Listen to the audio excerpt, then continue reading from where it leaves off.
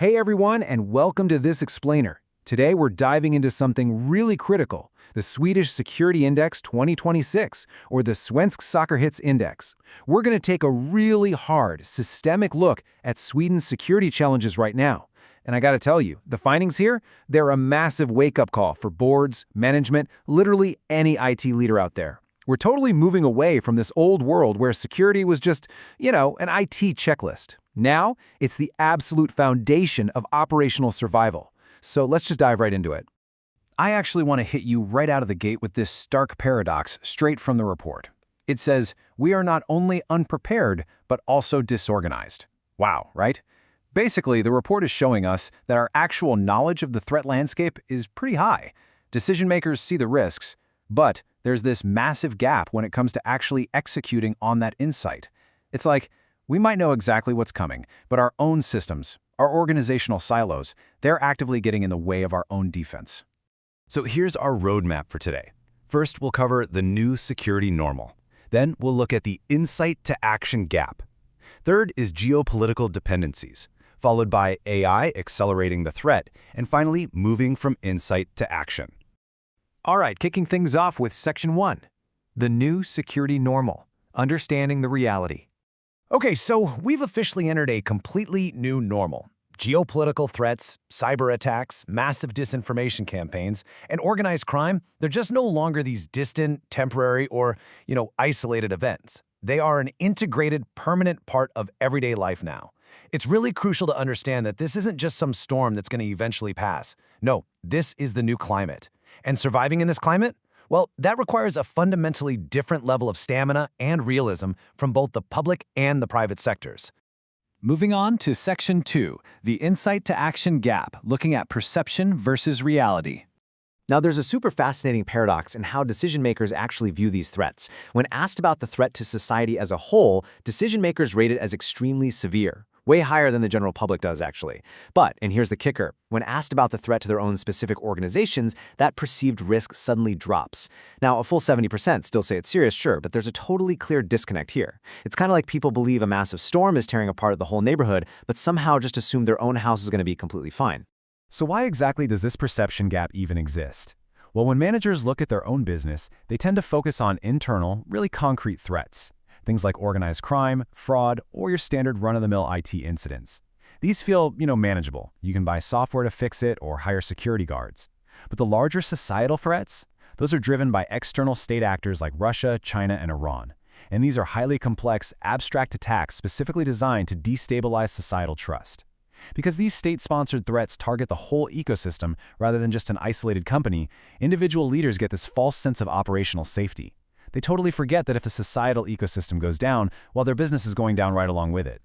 And this systemic reliance, it extends right to the public as well. Get this, a massive 83% of people actually expect the state to just step in and save them when things get really bad.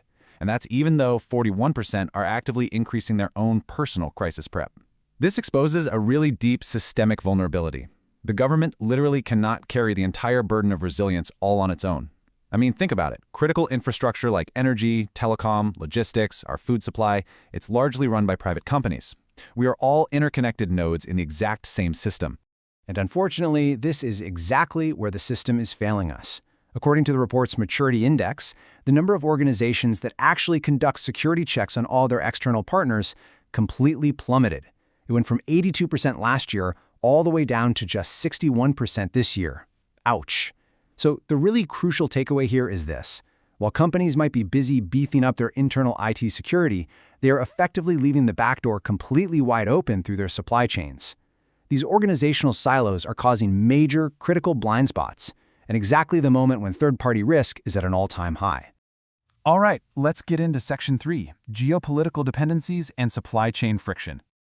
So right now, we're actively shifting away from this old globalized, borderless IT mindset.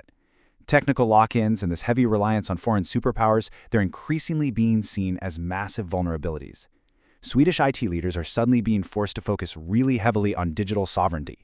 They're looking closely at their data, their cloud providers, their supply chains, and quickly realizing that who you choose to partner with is now a super high-stakes geopolitical decision.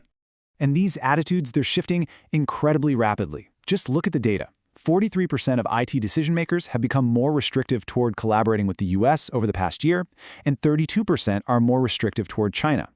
On the flip side, they are leaning heavily into local resilience. 40% are actually more collaborative toward the Nordics, and 36% toward the broader EU. What we're seeing is a very clear strategic retreat back to regions that share the same regulatory, cultural, and political norms. But okay, here's the operational reality check, and it's quite the paradox. 71% of these leaders say the main hurdle to actually achieving this European sovereignty is a lack of credible EU IT alternatives to those big global players. But get this, at the exact same time, 30% flat out admit they have limited or no knowledge of what European alternatives actually even exist out there.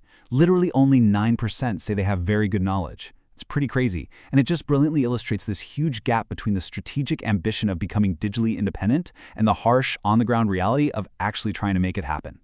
Which brings us to Section 4, AI accelerating threats, basically the tech wildcard. The report drops a pretty stark statistic here. 9 out of 10 decision-makers are now highly skeptical of the information they see online, all because of the rapid developments in AI. Trust is just eroding so fast. The sheer risks of disinformation, deepfakes, and fully automated attacks have absolutely skyrocketed. And it's putting an immense amount of pressure on organizations to figure out how to verify what's actually real and what's totally synthetic.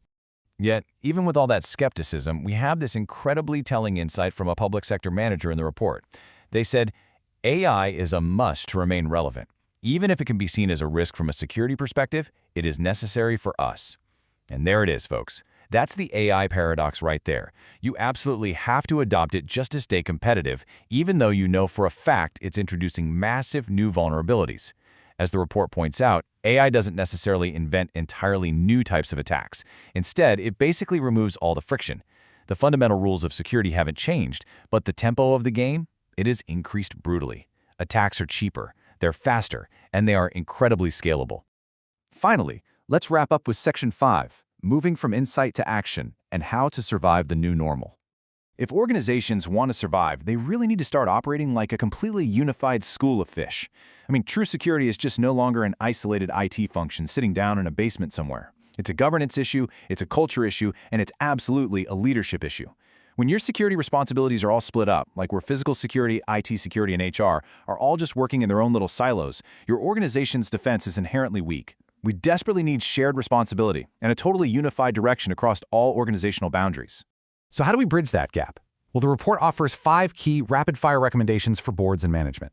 Number 1, clarify ownership and mandates across boundaries. 2, build capability. That means focus on your instant response and continuity, not just trying to build taller firewalls. 3, make your supply chain dependencies visible and manageable. 4, treat AI as a core business risk, not just some fun IT experiment. And 5, use upcoming regulations like the NIS2 directive as actual accelerators to drive real systemic change, rather than just treating them like annoying compliance boxes to tick.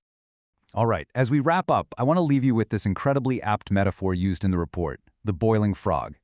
We are all sitting in a slowly heating pot of shifting geopolitics, supply chain fragility, and hyper-accelerated AI threats. The water is definitely getting hot. The rules of the game haven't really changed, but the game itself is just so much faster now. So, the really provocative question you need to ask yourself and your board today is this: is your organization adapting in months, or are you still trying to plan in years? Thank you so much for joining me for this explainer of the Swedish Security Index 2026. Take these insights, definitely share them with your team, and start moving from insight to action today.